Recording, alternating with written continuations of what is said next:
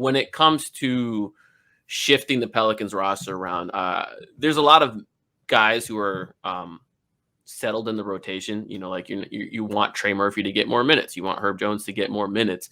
Do you feel like the Pelicans need to be maybe making a consolidating trade here to perhaps open up that roster spot or just free up some minutes for other folks? So like a consolidation for Kevin Durant. Oh yeah, exactly. Just like I'm not sure that frees up minutes for anyone, but all right, let's go with it. I mean, would you give up a bunch of role players and all the future picks to get KD with Zion? I'm just throwing the thought out there. I mean, if Brandon Ingram and Zion are still on the team, I'm happily taking KD. Would you give Ingram for KD? Oh man, KD's played like 80 games in the last 3 years. If KD was 30, it'd be not even a question. I say no at this point. I'm just asking the question. I say it's tough. What about you, Mason? I'm just asking the question.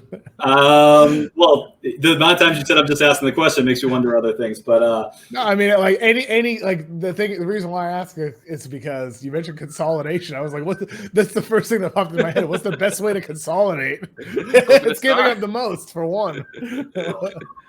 Man, I feel like you may have to strongly consider that just for what it says for the market to be able to land a player like Kevin Durant in New Orleans. I mean, that's big, right? And so it is tough, though. I mean, because Ingram keeps getting better, and I don't really know what the ceiling is for Ingram anymore with the season he had last year. So it's really tough to justify that.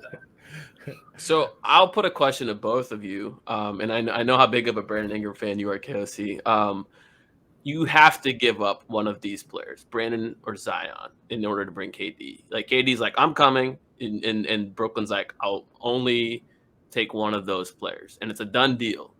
Who are you moving on for? Sorry. Well, can you repeat that? You have to give up either Brandon Ingram or Zion to get KD here, and KD's already called David Griffin. He's like, I'm coming, just make it happen, whatever it takes. And Brooklyn's like, I need one of those players. I'm giving up Ingram. I mean, I think there's Zion's upside is so insane. It's so insane. And unless they know behind the scenes the injuries are not going to go away, which maybe they do.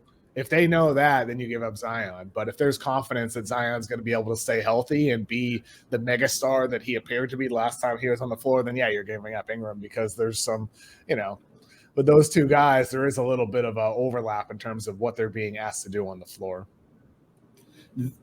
Which the way you just ended that was the only reason I would think about trading Ingram instead of Zion.